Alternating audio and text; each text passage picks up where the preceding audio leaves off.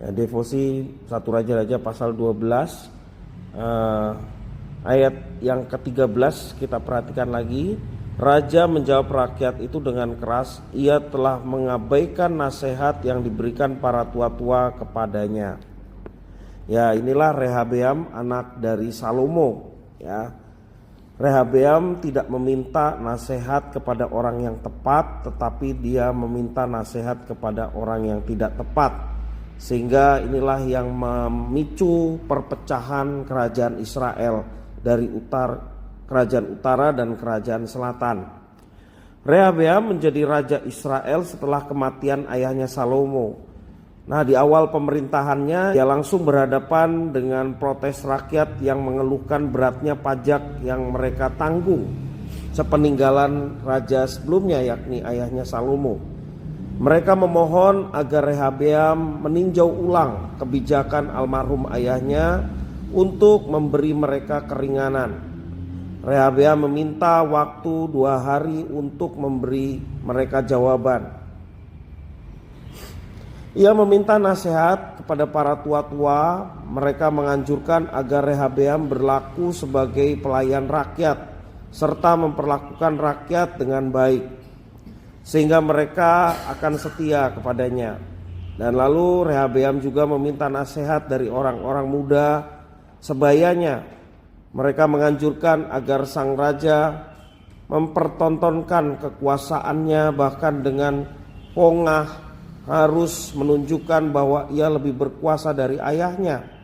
Dan Rehabeam mengabaikan nasihat para tua-tua dan melakukan nasihat orang-orang muda itu. Dan akibatnya 10 suku Israel membelot dan mengangkat raja lain atas mereka, tidak dari terahnya Daud. Ya, demikian sejarah perpecahan bangsa Israel, ya, kerajaan Israel. Benar salahnya suatu nasihat memang bukan karena si pemberi nasihat yang berusia, apakah dia berusia tua atau masih muda. Orang-orang tua dapat memberi pertimbangan berdasarkan pengalaman dan hikmat yang tentunya sudah teruji. Sedangkan orang-orang muda memberi harapan dan semangat mencapai impian. Semakin banyak orang memberi nasihat, makin banyak pilihan untuk dipertimbangkan. Dengan begitu, kita diharapkan dapat memutuskan yang terbaik. Namun yang terutama, kita meminta pimpinan Tuhan, Sang Penasehat ajaib, Dia yang akan menuntun kita untuk membuat keputusan yang benar. Semua orang dapat memberi kita berbagai macam nasihat. Kita memerlukan pimpinan Tuhan agar dapat memilih dengan penuh hikmat. Tentunya firman Tuhan hari ini mengajarkan kepada kita supaya kita jangan mudah terpengaruh dengan sesuatu yang buruk, pendengaran yang buruk atau nasihat-nasihat yang buruk yang seringkali mempengaruhi keputusan kita.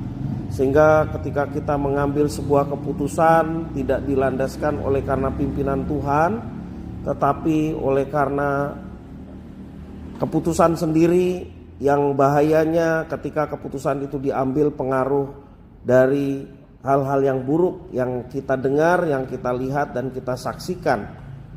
Dan itu semua berdampak pada sesuatu yang tidak baik, yang buruk, baik bagi yang melakukan maupun juga orang-orang yang ada kaitannya dengan semua keputusan kita. Ya, belajar dari Rehabeam, mari kita senantiasa berhikmat, bijaksana. Jangan sampai kita salah mengambil keputusan karena kita mendengarkan nasihat-nasihat yang tidak baik.